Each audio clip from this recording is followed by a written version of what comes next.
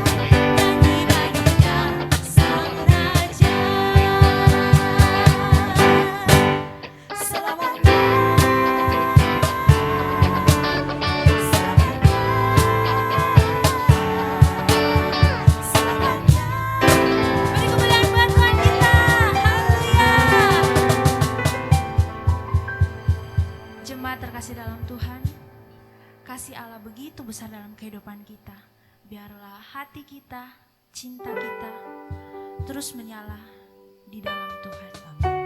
Cinta di hatiku.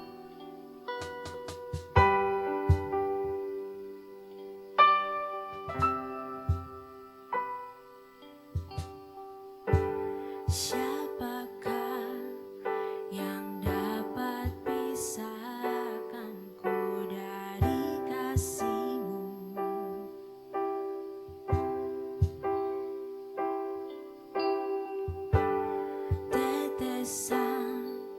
Darahmu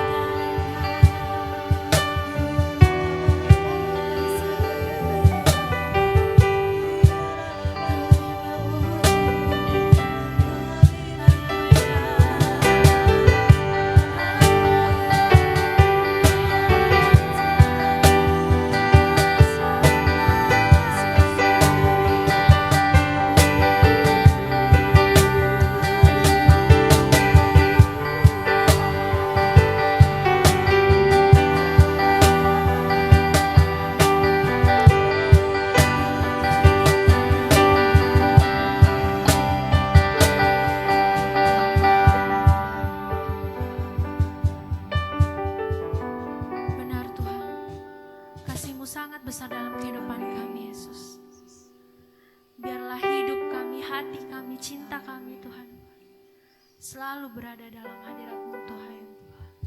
Kami selalu dekat dengan-Mu Tuhan. Takkan ada yang mampu menjauhkan kami daripada-Mu Tuhan. Biarlah pujian penyembahan kami ini berbau harum di hadapan-Mu Tuhan dan berkenan di hadapan-Mu. Berkati buat para pelayan-Mu yang telah melayani Engkau Tuhan. Berkati hamba-Mu Tuhan. Tuhan, sekarang kami akan mendengarkan firman-Mu.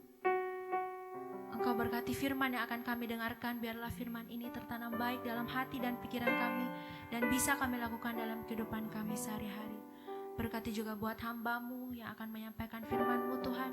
Urapilah hamba-Mu dari ujung kepala sampai ujung kaki, agar apa yang hamba-Mu katakan sesuai dengan kehendak-Mu. Kami siap mendengarkan firman-Mu Tuhan. Di dalam nama Tuhan Yesus. Haleluya. Amin. Puji Tuhan, saudara-saudara yang terkasih, saatnya kita akan masuk di dalam perjamuan kudus. Mari kita persiapkan hati kita, kita persiapkan hidup kita, kita minta kelayakan dari Tuhan, sehingga ketika kita makan dan minum tubuh dan darah Kristus, kita dapat memperoleh kekuatan baru di dalamnya. Haleluya. Ada kuasa dalam darahnya, darah domba Allah. Ada kuasa dalam darahnya, darah anak domba Allah. Ada kuasa dalam darahnya.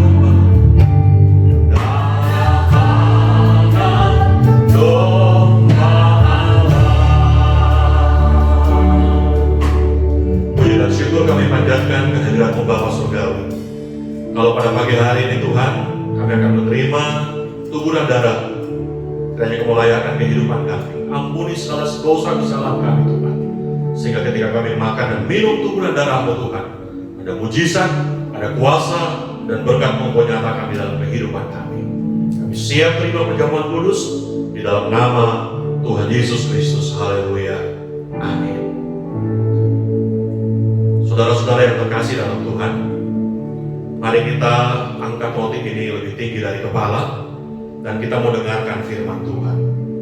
Sebab apa yang telah kuteruskan kepadamu telah aku terima dari Tuhan, yaitu bahwa Tuhan Yesus pada malam waktu Ia diserahkan mengambil roti dan sesudah itu Ia mengucap syukur atasnya.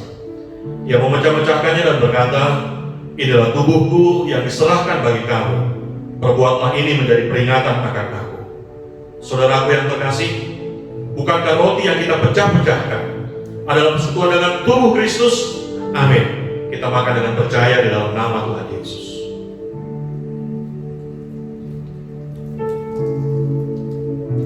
Haleluya.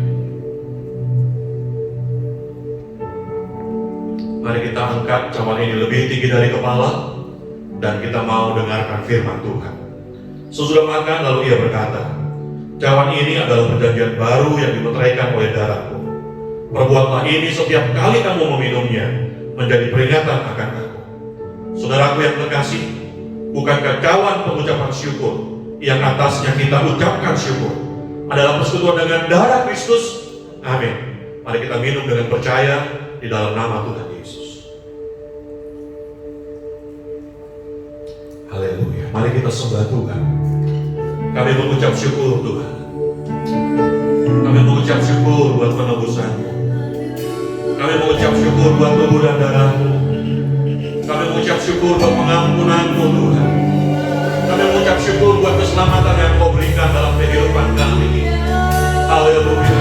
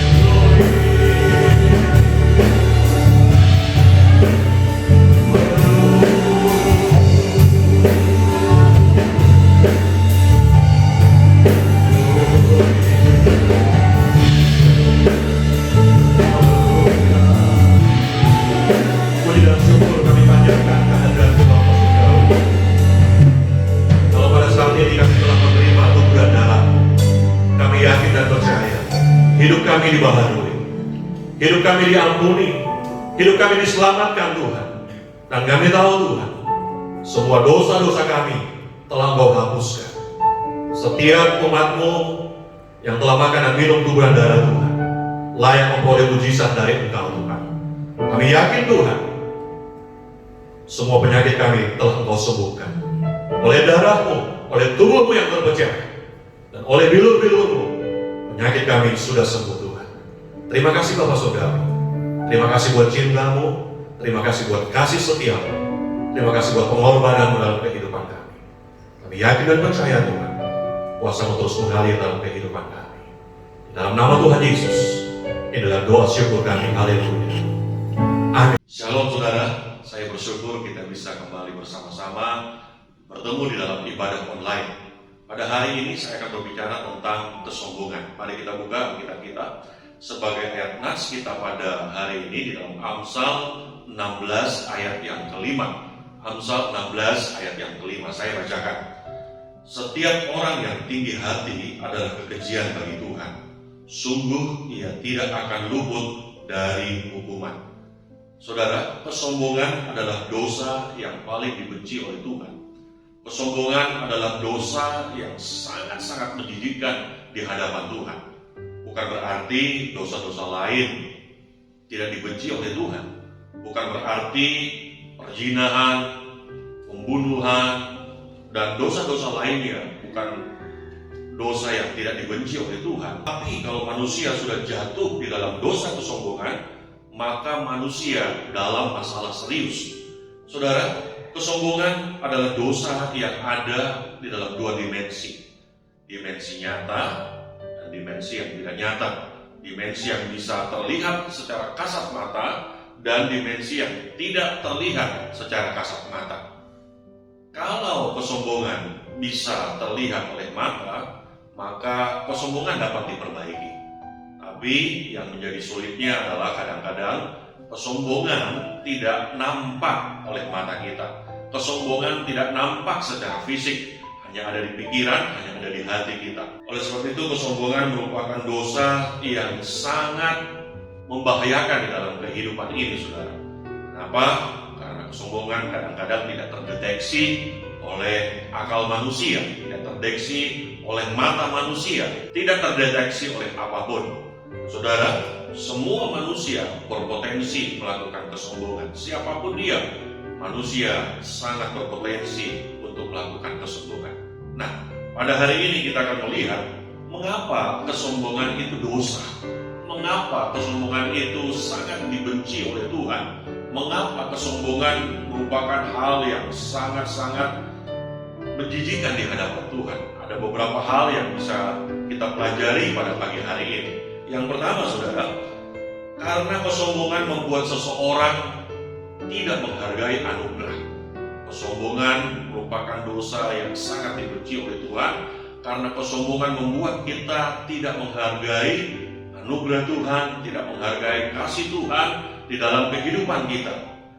Saudara, orang yang sombong menganggap semua yang terjadi di dalam kehidupan ini merupakan hasil usahanya.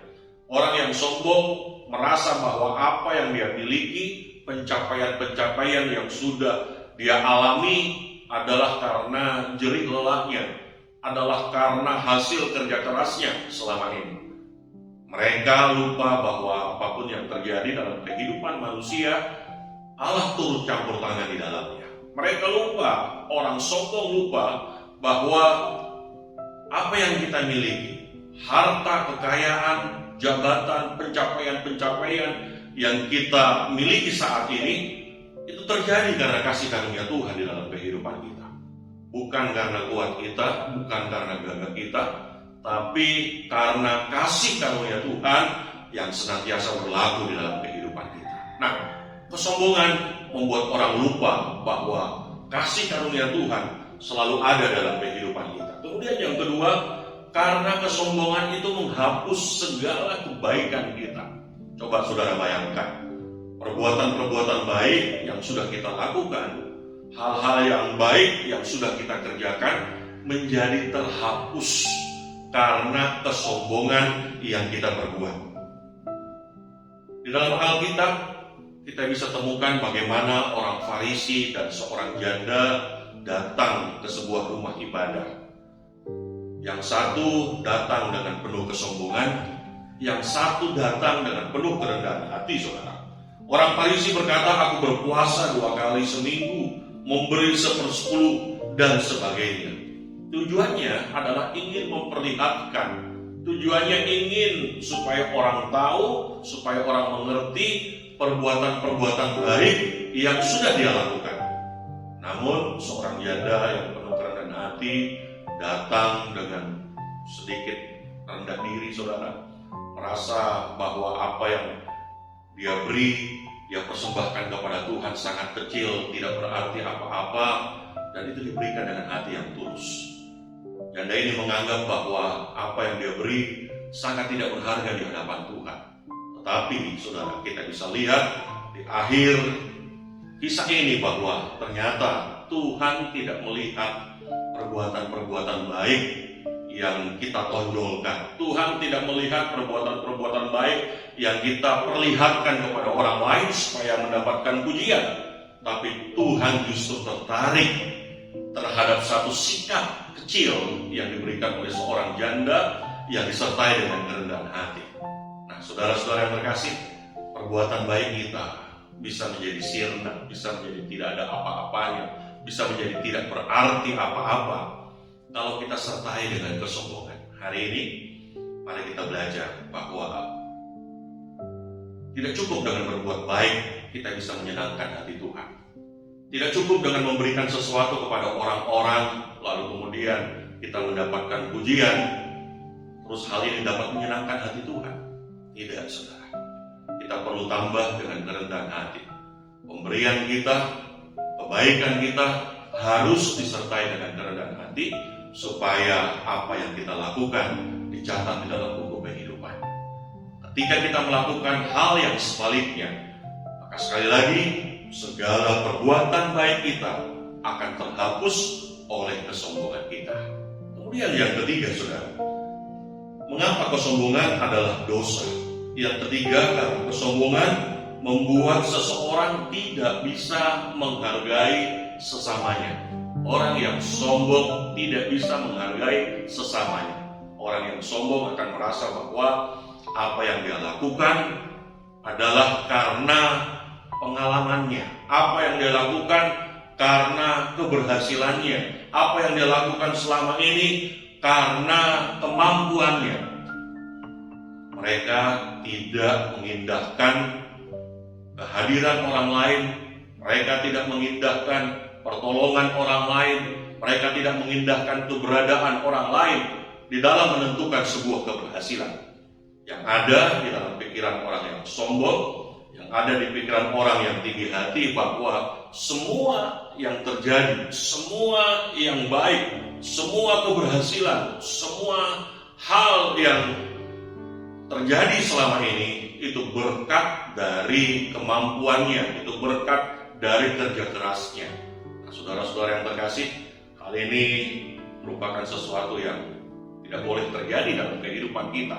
Ketika kita menafikan keberadaan orang lain, ketika kita tidak mengindahkan keberadaan orang lain, ini berarti kita sudah secara tidak langsung kita menganggap bahwa keberadaan orang lain itu tidak penting di dalam kehidupan kita. Kita menganggap bahwa tanpa orang lain pun kita bisa berhasil, kita bisa sukses, kita bisa melakukan yang terbaik. Kita perlu tahu bahwa kita adalah makhluk sosial, kita membutuhkan orang lain, kita perlu bantuan orang lain. Dan saudara-saudara yang terkasih, orang yang sombong selalu saja menganggap bahwa dirinya yang terbaik, dirinya yang paling benar, dan segala sesuatu berpusat pada dirinya. Nah, oleh sebab itu mari kita jaga hati kita jaga pikiran kita, sikap kita, supaya kita tidak jatuh di dalam dosa kesombongan dan kita menganggap orang lain tidak penting, kita menganggap keberadaan orang lain tidak perlu, tidak berguna. Saudara-saudara, ini hal yang tidak boleh terjadi juga dalam kehidupan kita.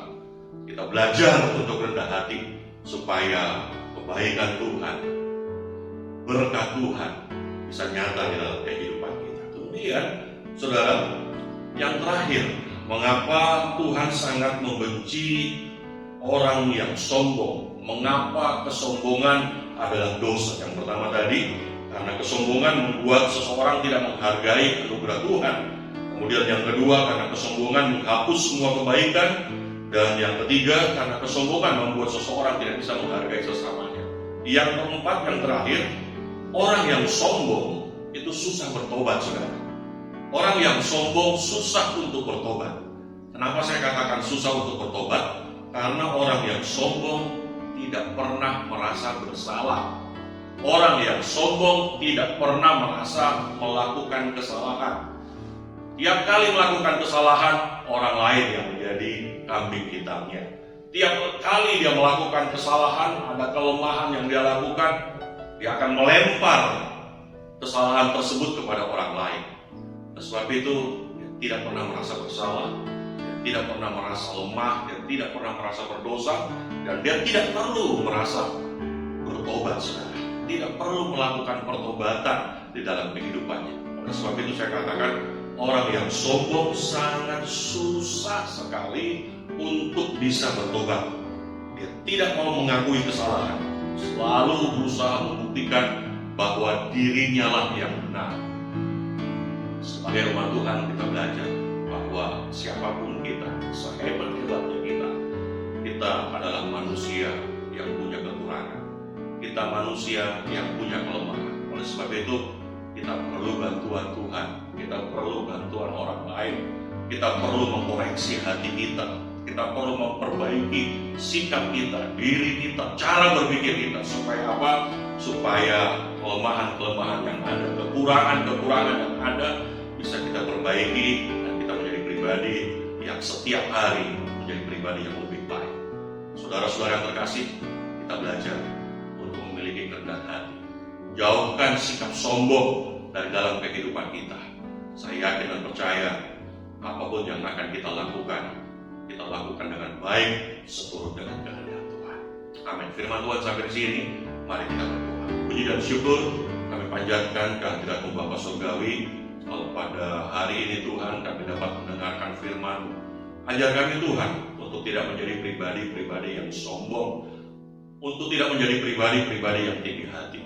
Ajar kami untuk senantiasa bersikap rendah hati seperti apa yang telah Tuhan contohkan dalam kehidupan ini. Tuhan telah mengosongkan dirinya sampai mati di atas kayu salib demi untuk menyelamatkan kami manusia. Bapa dalam sorga, berkati semua umat-Mu yang mendengarkan firman Tuhan dalam ibadah online pada saat ini. Berkati usaha pekerjaan mereka, rumah tangga mereka, kesehatan mereka, setiap rencana-rencana mereka. Kami yakin dan percaya berkat-berkat yang terbaik akan Tuhan sediakan bagi kami semua. Kami berdoa buat umat-Mu yang dalam keadaan sakit. Kiranya Tuhan tolong berikan kesembuhan, jamah kehidupannya. Mereka dapat sembuh seperti sedia kala. Mereka dapat pulih seperti sedia kala. Nama Tuhan dapat dipermuliakan. Mereka yang kekurangan, Tuhan cukupkan. Mereka yang dalam keadaan lemah, Tuhan berikan kekuatan. Karena kami percaya, kami menyembah Tuhan yang luar biasa. Kami berdoa buat bangsa kami, buat negara kami, buat pemerintah kami. Kiranya Tuhan tolong jadikan bangsa kami menjadi bangsa yang takut akan Engkau. Berikan hikmat kepada pemerintah kami Tuhan, sehingga dapat menjalankan roda pemerintah dengan baik. Nama Tuhan dapat dipermuliakan. Jaga kota kami Makassar, jauhkan dari mara bahaya Tuhan, sehingga kami umat-Mu dapat bebas untuk beribadah kepada Tuhan. Terima kasih Bapa dalam surga. Inilah doa kami Tuhan, dengar dan kabulkanlah. Yang kami alaskan hanya dalam satu nama, yaitu dalam nama Tuhan Yesus Kristus. Haleluya. Saudara-saudaraku yang terkasih, persiapkanlah dirimu untuk menerima berkat Tuhan. Tuhan memberkati engkau dan melindungi engkau. Tuhan menyinari engkau dengan wajahnya dan memberi engkau kasih karunia. Tuhan menghadapkan wajahnya kepadamu dan memberi engkau damai sejahtera. Sebab itu terimalah berkat Bapa Surgawi, cinta kasih dari Tuhan Yesus Kristus, serta persekutuan dari Roh Kudus menyertai kita sekalian mulai saat ini sampai Maranatha, sampai Tuhan Yesus datang yang kedua kali. Di dalam nama Tuhan Yesus Kristus, haleluya. Semua yang diberkati berkata, amin.